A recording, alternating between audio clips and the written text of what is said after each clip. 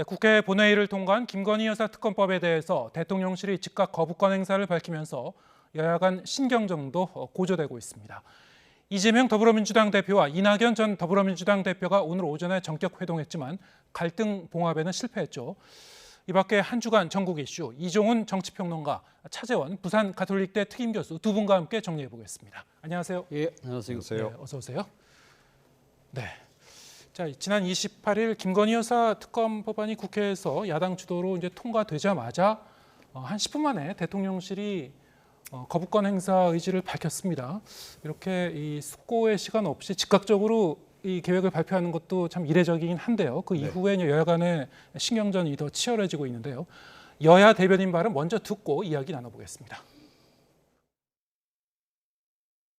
이재명 대표가 언제든 협력할 준비가 됐다고 한 것처럼 이제 정쟁용 탄핵과 총선용 특검과 같은 악법은 스스로 거두어 주십시오. 민의의 정당인 국회에서 헌법과 법률에 따라 처리된 법안을 거부하기 위해 배변과 억지로 일관하는 대통령과 여당의 뻔뻔함을 국민께서 모를 줄 압니까? 네, 지금 양당의 입장이 첨예하게 지금 맞서고 있는데요. 총선을 겨냥한 악법이다. 또 다른 한편에서는 배우자의 비리 방탄용 거부권 행사하려는 거냐. 이렇게 지금 평행선을 달리고 있습니다. 자, 어떻게 보십니까? 일단 총선을 한 100일 정도 앞두고 있는 상황에서 이 특검 문제가 불거지면서 이것이 계속 어떤 핵심적인 그 의제로 총선 때까지 계속 갈지, 아니면은 아직 100일 정도 남았으니까 다른 이 이슈가 나오면서 덮여질지 어떻게 예상하시는지 두 분 의견 일단 좀 들어보겠습니다. 어떻게 전망하시는지요? 네, 이 이슈 하나만 가지고 여야 간에 이제 대립을 하지는 않겠죠. 네. 그러니까 여러 가지 민생 이슈 관련해서도 이제 많이 대립을 할 것으로 이렇게 예상은 되고 있는데, 그럼에도 불구하고 이 김건희 여사 이슈가 주 이슈가 될 가능성이 좀 높지 않나 이렇게 생각을 해요. 네. 그러니까 이제 여당 쪽에서는 역시 이재명 대표를 지금 겨냥하지 않겠습니까? 한동훈 장관 벌써 그런 걸 예고를 지금 다 하고 있는 그런 그 상황이기도 하고, 그래서 이재명 방탄당 이렇게 이제 몰고 갈 가능성이 높고요. 거기에 대해서 이제 민주당은 국민의힘을 김건희 방탄당 이렇게 프레임을 지금 짜고 있는 것 같습니다. 그래서 윤석열 대통령을 겨냥하기보다는 김건희 여사를 겨냥하는 편이 이게 훨씬 더 그 파급력이 클 거다. 그렇게 지금 보고 있는 게 아닌가 이렇게 생각합니다. 네. 총선 전국에서 지금 최대 이슈로 계속 부각이 될 거다. 어떻게 보십니까? 네, 저도 비슷한 생각인데요. 사실은 지금 대통령의 임기 3년 차에 총선이 실시되잖아요. 그렇다고 한다면 정권에 대한 중간평가적인 성격을 띈다는 것이죠. 그런데 딴 사안도 아니고 대통령 부인과 관련된 의혹 사건에 대해서 대통령이 거부권을 행사한다? 이 부분에 대해서 많은 분들이 고개를 갸웃거릴 수밖에 없다는 겁니다. 특히 윤석열 대통령이 정치에 뛰어들 때 내세웠던 게 공정과 상식이지 않습니까? 그 공정과 상식이라는 것이 본인이 검찰총장으로 있을 때 살아있는 권력에 대한 성역 없는 수사 때문에 그것이 가능했다고 한다면, 근데 정작 본인과 관련된 사건에 대해서는 거부권을 행사한다? 이거는 뭔가 일종의 내로남불처럼 비칠 수밖에 없다는 것이죠. 그렇다고 한다면 앞서 말씀하신 것처럼 국민의힘이 이번 총선 내내 일종의 김건희 특검을 방탄하는 그러한 프레임 속에 빠질 수밖에 없다는 것이죠. 또 하나는 사실은 지금 한동훈 비대위원장도 상당히 공경에 처할 수도 있다는 겁니다. 네. 한동훈 비대위원장이 취임할 때 많은 사람들이 생각할 때 킬러 문항 풀어야 될 게 한 3가지 정도 있다고 그랬잖아요. 첫 번째가 윤 대통령과의 관계 설정이었거든요. 그래서 사실은 김건희 특검법에 대해서는 한동훈 비대위원장이 상당히 다른 스탠스를 취하지 않을까라는 일각의 기대를 갖고 있었는데, 사실은 취임하기도 전에 대통령실에서 입장을 정하니까 국민의힘이 그대로 따라가는 그 모습을 그대로 보여주고 있다는 거죠. 그렇다고 한다면 이 용산의 출장소로 전락했던 여당을 새로운 뭔가 관계 재정립을 통해서 한골 탈퇴하겠다는 그러한 기대를 모았던 한동훈 비대위원장 입장에서도 정치적 행보에 상당한 스텝이 꼬일 수밖에 없는 그런 상황이라는 것이죠. 그렇기 때문에 총선에 미칠 영향이 만만치 않다는 생각이 듭니다. 네. 지금 즉각 거부권을 행사하겠다. 정부 쪽으로 이제 이송이 된다면은 물론 이제 시점도 굉장히 중요하긴 할 겁니다만 지금 여론에 곱지 않은 시선을 대통령실도 의식은 하고 있을 거란 말이죠. 그래서 거부권을 행사하면서 어떤 뭐 추가적인 설명이라든가 메시지를 달긴 할 것 같은데 어떻게 보십니까? 그러니까 조금 이례적이죠. 그러니까 통상적으로는 이제까지 이제 그 거부권 행사할 때는 배경 설명을 좀 미리 좀 하지 않았어요. 예. 여차저차해서 뭐 이거는 이제 우리가 거부권을 행사할 수밖에 없다. 그리고 이제 국민 의견도 뭐 충분히 듣도록 하겠다. 그래서 일종의 이제 숙고 기간을 꽤 가지고 거부권을 행사했는데 네. 이번 같은 경우에는 반응도 즉각적이고 아마 그 행정부 내에서 거쳐야 될 절차 있잖아요. 법제처, 뭐 심의도 거쳐야 되고 또 이제 국무회의에서도 이제 다시 한번 논의를 해야 되는 과정이 있는데 그것도 그냥 지금 아직 절차가 진행되지 않은 상태에서 대통령실이 먼저 이렇게 치고 나왔다는 거죠. 그래서 뭐 의지는 이제 분명히 좀 읽힙니다만 이게 사실은 거부권 행사가 아마 제가 보기엔 또 다른 시비를 좀 유발할 가능성이 높습니다. 이게 뭐 재의결 문제는 이제 논외로 하더라도 그게 뭐냐 하면 이게 대통령의 부인하고 지금 관련이 된 그리고 이제 부부는 어떻게 보면 경제 공동체 아니겠어요? 예. 그렇기 때문에 지금 어떻게 보면 본인의 이익을 지키기 위해서 직권을 남용했다. 아마 그 논란이 분명히 또 추가적으로 또 유발이 될 겁니다. 그래서 그와 관련해서는 사실은 민주당이 안 그래도 계속 뭐 윤 대통령 탄핵 얘기를 해오고 있습니다만 좀 그렇게 탄핵으로 몰고 갈 수 있는 또 다른 이제 근거가 하나 더 생기는 셈이 돼버리는 거죠. 네. 그래서 그 부분도 함께 뭐 고려를 해야 될 것 같긴 한데 어찌됐건 뭐 대통령실은 이미 방향을 결정한 것 같습니다. 예. 이미 방향은 결정했고 뭐 거부권 행사는 확실해 보이는데 네. 그러면은 그것을 뭐 되돌릴 수는 없는 것 같고요. 지금 네. 방향을 설정을 했으니까요. 하지만 뭐 여권이나 이 대통령실 입장에서 그 대신 앞으로 이 김건희 여사를 보좌하거나 아니면은 친인척을 관리하는 어떤 그 기능을 좀 더 강화하겠다라든가 특별감찰관을 임명하겠다든가 네. 이런 그 배경 설명 그리고 발표를 하게 되면은 이거는 뭐 여론에 별다른 여론 무마용으로는 별 카드가 되지 않을까요? 어떻게 보십니까? 저는 뭐 크게 그 영향이 없을 거라는 생각이 듭니다. 특별감찰관 임명이라는 부분은 사실 법이 정해놓은 사항인데 네. 전임 정권부터 현 정권까지 그걸 지금 이행을 안 하고 있는 것이거든요. 그리고 제2부속실을 만든다는 것 자체도 사실은 오래 전부터 여권 내에서도 그 필요성이 제기돼 왔던 문제이기 때문에 설사 그 두 가지를 한다고 하더라도 그럼 김건희 특검법이 유발된 그 원인 자체가 없어지는 건 아니지 않습니까? 예. 사실 이 지금 거부권을 행사하면서 여권에서 지금 반대하는 이유 중에 하나가 총선에 악용할 가능성이 높다는 것이죠. 특히 이 지금 그 피의 사실을 거의 실시간 중계 방송을 통해서 표심에 영향을 주려고 하는 것이 아니냐는 네. 것이거든요. 만약에 그것이 진짜 거부의 사유라고 한다면 그러면 왜 그러면 이 대통령실이든 아니면 국민의힘에서 그러면 특검의 시기를 그럼 총선 이후로 하자는 식으로 대안이나 중재안으로 왜 내세울 수 없는지 그 부분에 대해서 많은 국민들은 궁금해한다는 것이죠. 결국은 김건희 여사에 대한 특검 자체를 아예 봉쇄하려고 하는 그러한 정치적 의도 때문에 이렇게 거부권을 행사하는 것이 아니냐는 그런 강한 의심을 사게 될 수밖에 없다는 것이죠. 네. 지금 민주당 측에서는 대통령이 배우자에 대한 특검을 이제 거부하는 것 자체가 법적으로 문제는 없는지 권한쟁의 심판을 이제 검토하겠다, 추진하겠다 이렇게 밝혔는데, 자 이것이 변수가 될 수 있을까요? 어떻게 보십니까? 그러니까 법적으로 아마 이 부분을 한번 따져볼 필요성은 좀 있겠다 이런 생각이 좀 듭니다. 예. 그러니까 조금 전에 제가 이제 그 직권남용 가능성에 이제 대해서 말씀드렸는데, 그러니까 뭐 이해 충돌에도 좀 어긋나는 이제 그런 부분이 있는 거 아니겠어요? 당사자 본인에 해당하는 뭐 거의 이제 그런 거거나 다름없기 때문에 그래서 그런 부분이 이제 향후에도 꽤 이제 법적 논란이 될 것 같고. 근데 뭐 어찌됐건 그거는 조금 이제 지엽적인 문제에 해당하고 지금 어찌됐건 이제 특검법 네. 이게 이제 그 향후에 재결되는 과정이 어떻게 진행될지 그게 현재로서는 이제 그 뭐 제일 우리가 관심 있게 좀 지켜볼 수밖에 없는 대목이 아닌가 이렇게 생각합니다. 네. 지금 뭐 대통령실이나 이제 여당 입장에서는 임시국회 이제 마지막 본회의 날짜로 잡혀 있는 1월 9일 네. 이 재투표를 추진하려고 하고 있는 것 같은데요.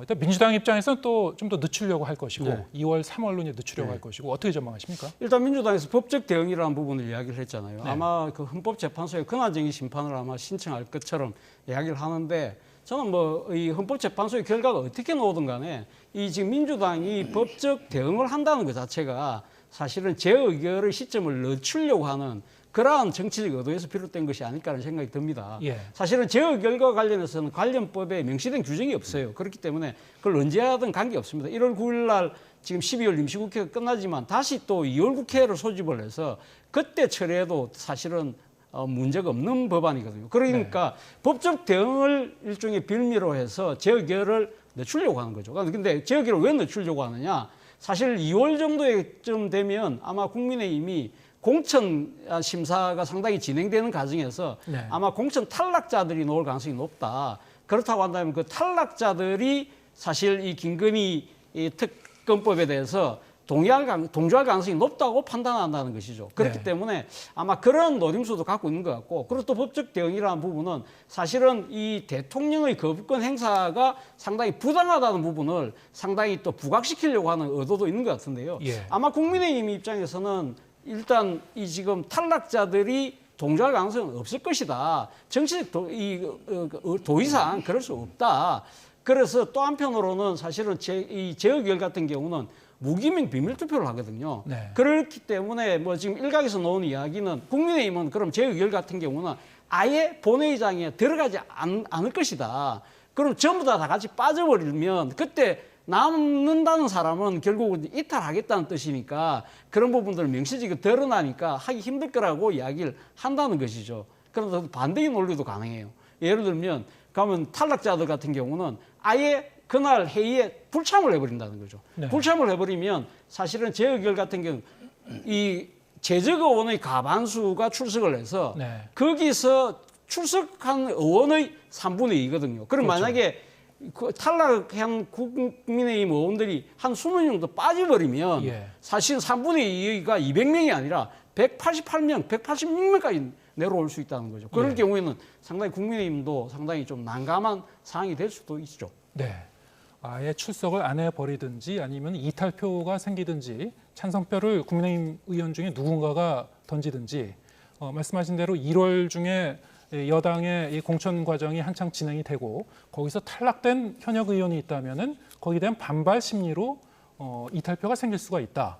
지금 얘기 나오는 것을 보면 한 18표에서 한 19표 정도만 이탈표가 나와도 재투표에서 저것이 재의결이 될 수가 있다라고 이제 전망이 되고 있는데 네. 어떻게 보십니까? 그러니까 그 가능성이 뭐 현재로서는 비교적 높다 이렇게 봐야 됩니다. 높다고 보십니까? 예, 그러니까 지금 국민의힘 쪽에서 뭐 조금 더 향후에 지켜보긴 해야 되겠는데 네.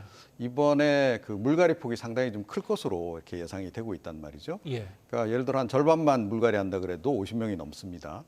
그 중에 일부는 뭐 정부 쪽에 이러저러한 자리 준다고 해서 붙든다 하더라도 한 30명 정도는 뭐 사실은 이제 뭐 탈당을 하든지 무소속 출마 강행하든지 신당 쪽으로 가든지 뭐 이런 결정을 이제 내릴 가능성이 높습니다. 그때 즈음이면. 예. 그렇게 본다면 이제 이 사람들 같은 경우에는 이 재의결 시에 이제 찬성표를 던질 가능성이 굉장히 높다. 이렇게 생각을 합니다. 그래서 민주당 쪽에 의원 숫자가 더 많기 때문에 네. 국민의힘 쪽에서는 당신네 쪽에서도 이탈표가 꽤 나올 거다. 그때 뭐 공천 탈락하는 숫자가 뭐 절대 숫자는 그쪽이 더 훨씬 더 많을 텐데 예. 그 사람들 이탈표도 생각을 해라 이렇게 얘기를 하는데 민주당 쪽에서 이탈해서 나온 그 분들 같은 경우에 글쎄요. 그러니까 뭐 국민의힘 쪽으로 완전히 몸을 옮긴 경우가 아니면 이 특검법에 대해서는 제가 보건대는 찬성표를 던질 가능성이 굉장히 높습니다. 예. 그래서 그건 좀 논리적으로 좀 성립되기가 좀 어렵지 않나 이런 생각이 들고 국민의힘 쪽에서 상당히 좀 긴장을 하지 않으면 안 되는 상황이 되지 않을까 이렇게 생각합니다. 예, 그렇군요. 알겠습니다. 이제 그것은 이제 국민의힘에서 공천 과정에서 물갈이 폭이 얼마나 커질 것인가 이거하고도 좀 연동되어 있는 문제인 것 같기도 하고요. 자, 그렇다면 이 한동훈 비대위 이번 주에 출범을 했습니다만, 자 앞으로 이제 어떻게 이 상황이 전개될 것인가? 자, 이 출범하자마자 이 비대위에서 일부 비대위원의 이 과거 발언과 관련해서 이런저런 좀 구설이 이제 이렇습니다. 네. 오늘 이 민경우 비대위원이 자진 사퇴를 했죠. 임명장 받자마자 하루 만에 사퇴하는 게 됐는데, 자, 이 진작에 그러면 과거의 이런 발언들, 네. 그 사람의 생각, 검증을 제대로 못한 건가? 좀 이해는 가지 않는 측면도 있는데 일단 어떻게 한동훈 보십니까? 비대위원장이 단독으로 그러니까 비공개로 아마 본인 혼자서 상당히 그러니까 이 지금 비대위원들 인선한 걸로 알려지고 있습니다. 그러니까 예. 당 사무처나 뭐 당의 공식 기구가 같이 해서 그러니까 이 비대위원 후보를 철저하게 검증하는 시간이 절대적으로 모자랐던 것이죠. 그러니까 한동훈 비대위원장 입장에서는 아마 이 비대위원들을 이 국민들에게 보여주는 데 있어서 조금 뭐랄까요, 좀 신선미, 조금 뭐랄까요, 깜짝 쇼 같은 그런 생각도 했던 것 같아요. 그렇기 때문에 당의 그 조력을 받지 않은 상황이었기 때문에 개개 비대위원 후보에 대해서 검증 자체가 조금 부실하지 않았다는 생각이 든다는 겁니다. 그런데 사실은 지금 오늘 뭐 민경우 비대위원이 사퇴를 하긴 했습니다만 일단 지금 뭐 보이는 것은 노인 폄하에 대한 발언도 상당히 중요한 대목이긴 하지만 예. 제가 봤을 때는 그것 플러스 이 일제 식민 통치에 대한 발언이 있지 않습니까? 네. 그러니까 도요토미 히데요시 같은 사람들을 약간은 미화한 듯한 발언을 한다든지 네. 이런 이 일본과의 문제에 대한 상당한 또 이 좀 지나친 발언들 이런 부분들 일파만파로 번질 경우에는 사실 한동훈 비대위가 출범도 제대로 하기 전에 상당한 구설수에 휘말릴 수 있다는 생각 속에서 아마 지금 민경우 의원이 자진 사퇴하는 형식이긴 합니다만 제가 생각할 때는 한동훈 비대위원장의 업참마속의 아마 결단에 가깝지 않을까라는 생각이 들긴 합니다. 네. 노인 비하 발언부터 뭐 이태원 참사 유족을 폄훼했다는 논란까지 자 이렇게 해서 이제 전격 자진 사퇴를 했습니다만 한동훈 비대위원장의 뭐 유감 표명 내지는 뭐 사과 이런 게 좀 그 다음 주에 나오게 될까요? 어떻게 보십니까? 그러니까 뭐 이미 이제 대한 노인회 측에는 사과도 하고 이제 하지 않았습니까? 네. 그런데 제가 보건대는 좀 늑장 대응을 한 거다. 그러니까 아예 초기에 이렇게 임명장 주기 전에 결정을 좀 했어야 되지 않나 이렇게 생각이 들고요. 글쎄요. 근데 저는 뭐 사실은 이번 비대위원 결정 과정이 전적으로 한동훈 위원장 혼자의 독자적인 결정이라고 보질 않습니다. 인적 구성을 볼 때 예. 일단 그렇게 생각이 들고요. 당에서 상당 부분을 지금 이제 이미 설정을 해놓은 상태에서 한동훈 장관이 이제 그 당에서 정해준 사람들 가운데서 선택을 하는 그런 방식으로 진행된 게 아닌가 그런 생각을 좀 가지고 있고요. 뭐 보시다시피 뭐 영입 인재도 포함이 돼 있기도 하고 좀 그렇지 않습니까? 네. 그리고 상당히 좀 야당에 대한 공세를 이제 의식한 그런 약간 저격수 성격을 갖는 인물들도 포함이 돼 있고 이런 것으로 봐서 그렇게 좀 생각이 들고요. 그런데 이번에도 다시 확인된 것은 역시 이제 이 검증이 부실했다라는 게 확인이 됐다라는 겁니다. 그러니까 한 장관 같은 경우에는 법무부 장관 시절에도 네. 그 인사 참사와 관련해서 뭐 부실 검증했다라는 이제 논란이 꽤 있고 그것 때문에 뭐 야당 쪽에서 사실은 뭐 해임 요구도 많이 했었고 이제 그렇지 않습니까? 이제 예. 그런 상태이기 때문에 그런 부담이 좀 있는 상태였는데 이번에 또 이제 이런 일이 이제 벌어지다 보니까 이제 한동훈 이제 비대위원장의 뭐 그런 인선 부분에 대해서도 국민들이 조금 이제 의구심을 갖는 이제 그런 상황이 돼버린 게 아닌가 이렇게 생각을 합니다. 그래서 어떤 신선하게 출발하려고 했는데 좀 약간 처음부터 좀 상체기가 약간 낮다 이렇게 좀 봐야 될 것 같습니다. 네.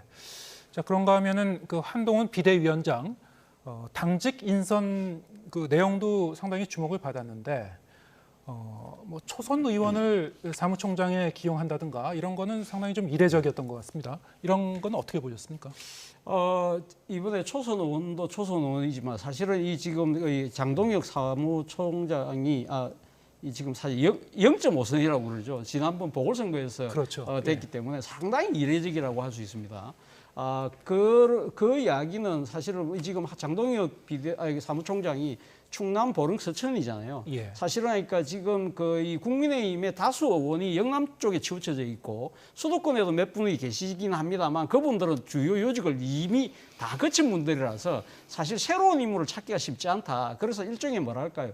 고육지책이라는 생각도 들긴 듭니다만 그러나 또 한편으로는 사실 이 장동혁 지금 사무총장이 판사 출신이에요. 네. 그리고 지금 한동훈 비대위원장은 또 검사 출신이에요. 일종의 법조 클럽 같은 그러한 지도부가 또 된다는 측면에서는 약간 또 마이너스적인 측면이 있습니다만 그러나 어쨌든 새로운 인물이니까 한번 뭐 기대는 할 수 있겠습니다. 그리고 또 한편으로는 여의도 연구원장이 이번에 여론 전문가를 모셔왔잖아요. 예.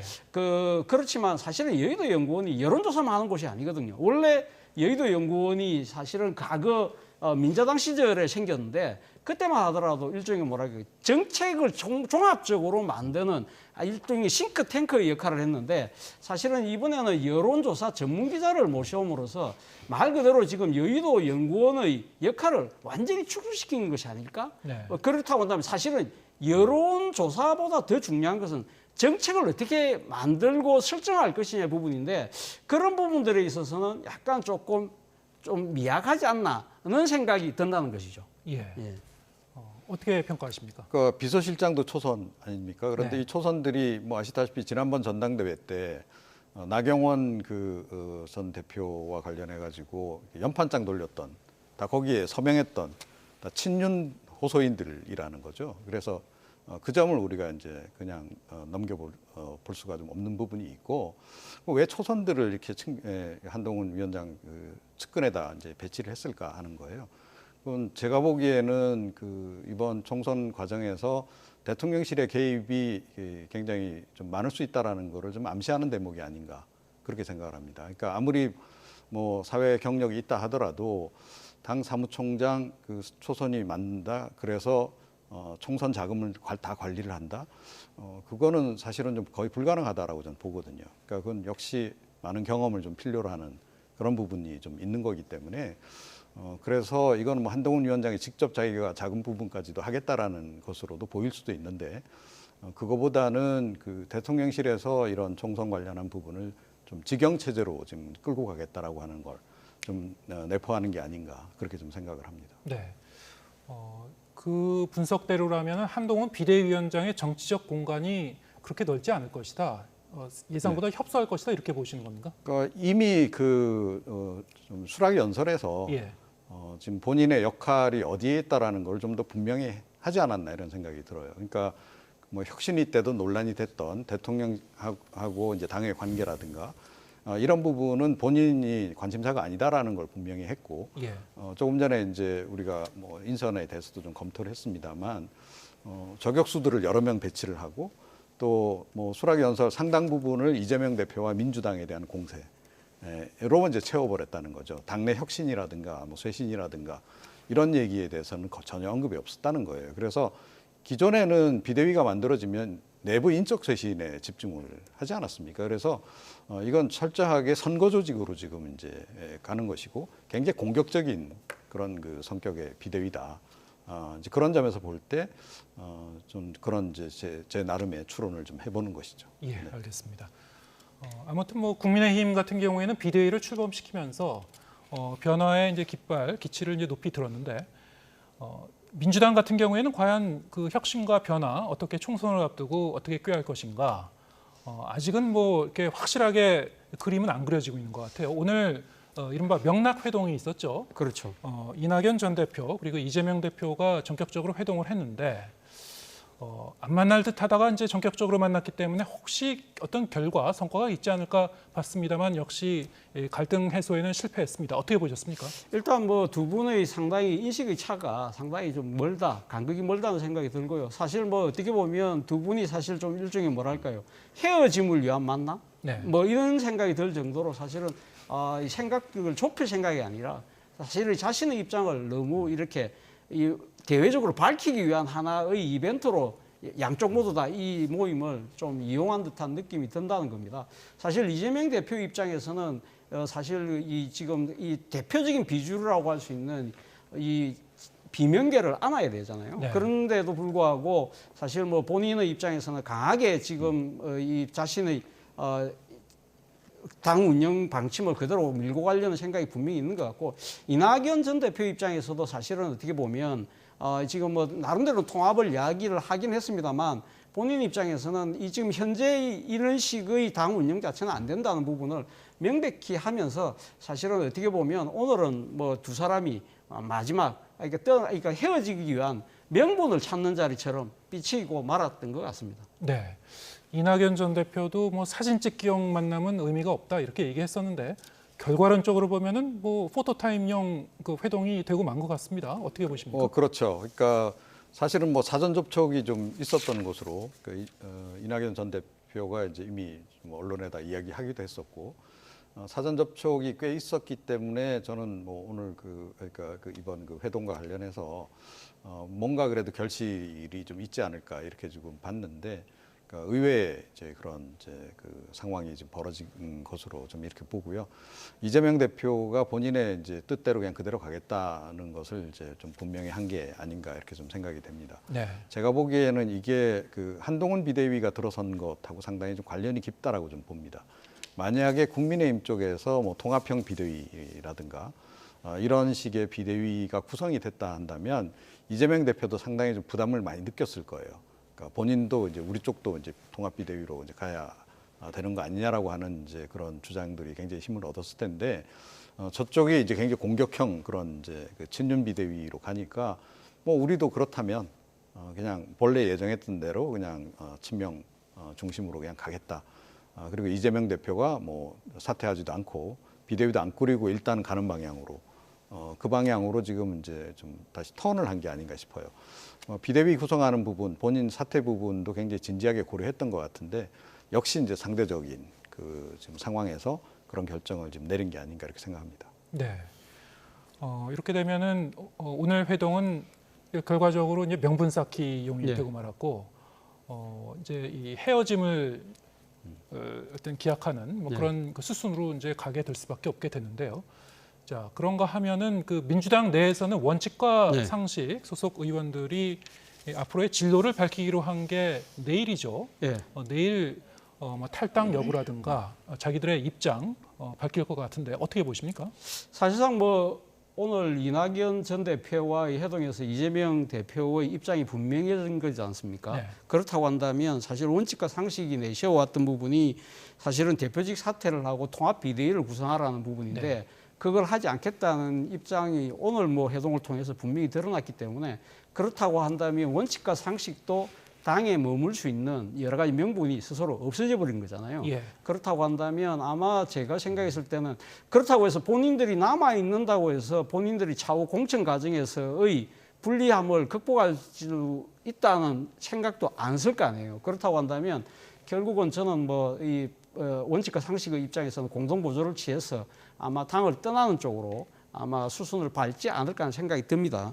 그런데 문제는 지금 이 앞으로 행보라는 거죠. 그렇다고 한다면 원칙과 상식의 이 지금 현재 4명이 지금 그러니까 같이 공동 보조를 취하고 있습니다만 그러나 사실은 이분들이 정치를 하면서 관계를 맺어왔던 정치 인연들이 다 달라요. 예를 들면 윤영찬 의원 같은 경우는 이낙연 전 대표의 측근이라고 할 수 있지만 이원호 의원 같은 경우는 또 다른 또 이 행보를 해왔기 때문에 같이 계속적으로 가기는 힘들지 않을까 하는 생각이 들어요. 그래서 이원호 의원도 뭐 이낙연 신당은 안 가겠다는 식으로 이야기를 했기 때문에 사실 이 4명이 공동보조를 취해서 뭔가를 하기가 좀 쉽지는 않아 보입니다. 않아 네. 보이는데 그러나 단 이 지금 앞으로 이낙연 전 대표가 추진하는 신당이 사실상 모르겠습니다. 그러니까 지금 여러 가지 정치적 명분을 쌓아간다고 한다면 네. 그리고 그에 따라서 정치적 지지세를 모아간다고 한다면 아마 또 이 지금 비명계 의원들이 아마 이쪽 이탈할 가능성도 없잖아 있습니다만 아직까지 민주당이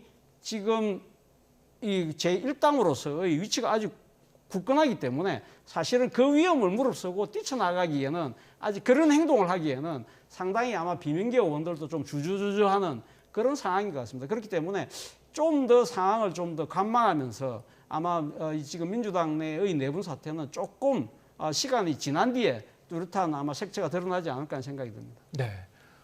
내일 입장 발표 내용을 보면은 조금 더 힌트를 얻을 수 있을 것 같은데요. 그건 뭐 내일 확인해 보기로 하고요. 자, 이 민주당 내에서 이제 벌써부터 공천 잡음이 이런저런 잡음이 좀 일고 있는데 공천 과정이 이제 본격화되면서 계속 좀 이 개파 갈등은 더 본격화될 것 같아요. 자, 이것을 어느 정도 무마할 것인가? 이것이 이재명 리더십의 큰 숙제가 될 텐데요. 일찌감치 이제 공관위원장을 임명을 했는데 임혁백 고려대 명예교수 임명했습니다. 어떻게 보셨습니까? 네, 그러니까 뭐 이재명 대표 캠프에서 활동을 하시긴 했죠. 네. 그럼에도 불구하고 뭐 친명 성향이 조금 덜한다 봐야 될까요? 어찌됐건 뭐 이재명 전 대표뿐만 아니고 과거 뭐 김대중 전 대통령 시절부터 계속 이 진보 진영에서 활동해 오신 그런 이제 학자시기 때문에 좀 친명계 색깔이 좀 덜한 네. 그런 인물을 지금 이제 택한 것 같습니다. 이게 일부러 이제 그렇게 택했다 이렇게 생각이 들고요. 뭐 제가 보기에는 이제 이낙연 전 대표 같은 경우에는 뭐 탈당이 분명한 상태에서 추가적인 탈당을 조금 막을 필요는 있겠죠. 연쇄 탈당으로 좀 이어지면 좀 막기가 좀 어려울 수도 있기 때문에 그것을 조금 방지하기 위한 나름의 이제 그 고육책을 좀 쓴 게 아닌가 이렇게 생각이 듭니다. 네. 그래도 이 대선 이 경선 과정에서는 그 이재명 그 캠프에 몸을 담았었기 때문에 네, 그렇습니다. 비명계에서는 역시 이제 의심의 눈길을 좀 보는 것 같은데요. 어느 정도 이제 공정하고 투명하게 이 공천 작업을 진행할 것인가, 그리고 어떤 혁신적인 공천을 할 수 있을 것인가, 어떻게 보십니까? 뭐 제가 생각했을 때는 지금 이명백 교수께서 아마 지금 공천관리위원장을 맡는다 하더라도 저는 말 그대로 관리만 하지 않을까 하는 생각이 듭니다. 전체적인 아마 공천에 대한 그림 같은 경우는 결국은 지금 이재명 당대표를 중심으로 아마 주류의 생각대로 관철될 가능성이 상당히 클 것 같아요. 예. 그렇다고 한다면 아마 지금 이 이명백 위원장 입장에서는 상당히 나름대로는 말 그대로 그러니까 이 지금 전체적인 공천에 대한 그림을 그리고 주도하는 것보다는 아마 그걸 더 백업해주는 그러한 역할로 갈 가능성이 높다고 본다고 한다면 사실은 지금 이 공천관리위원장이 누구냐보다는 지금 현재 이 이재명 대표로 대변되는 이 지금 이 친명계의 의도와 그러한 부분들에 대해서 비명계가 과연 단일 대우를 형성해서 어떤 식으로도 정치적으로 대항할 수 있는 파워를 만들어낼 수 있느냐가 사실은 향후 공천 싸움에서의 중요한 승부수가 되지 않을까, 분수령이 되지 않을까 생각이 듭니다. 네. 이렇게 이낙연 전 대표의 신당 창당 움직임 계속 좀 진행이 될 것 같고, 그런가 하면 국민의힘에서는 이미 이 탈당을 선언한 이준석 전 대표의 신당 창당도 점차 가시화될 걸로 이제 예상이 되고 있는데요. 자, 여러 가지 지금 그 변수들이 같이 맞물려서 1월 한 달 동안 또 계속 진행이 될 것 같습니다. 특히 1월 초에 이제 여론조사 결과가 각 언론사를 통해서 나오는데 거기서 이런 그 신당 창당 움직임에 대한 여론의 움직임이 어떻게 될 것인가, 그리고 각 당의 혁신이라든가 변화의 움직임 어떻게 평가할 것인가, 이것이 관심인데요. 관전 포인트가 뭐라고 보십니까? 네, 그러니까 뭐 이제 이준석 전 대표 이제 하기 나름이다라고 저는 보는데 네. 어찌 됐건 이제 뭐 원래 계획했던 대로 이제 양당에서 좀 이탈한 사람들 그런 분들 가운데서 이제 좀 중도 성향이 좀 있는 그런 인물들을 이제 영입하는 그런 이제 작업들이 이제 진행이 될 것 같고요. 뭐 그것도 상당히 이제 그 지지율에도 영향을 좀 미치게 되지 않을까 이렇게 좀 생각이 듭니다. 그래서 뭐 그런 과정들을 좀 일단 유권자들이 지켜보면서 지지 여부도 좀 확정을 짓지 않을까 이렇게 생각이 들고요. 아마 이탈자는 양당에서 불가피하게 발생하기 때문에 예. 사실은 뭐 환경은 지금 이준석 전 대표에게 좀 유리한 방향으로 좀 조성이 좀 되고 있는 건 분명하다 이렇게 생각을 합니다. 예. 1월 초에 여론조사 결과도 상당히 중요하겠습니다만 100여일 남은 시점 동안 그 기간 동안에 이 여론의 동향이 여러 번 출렁거리게 되겠죠. 네. 어떻게 보십니까?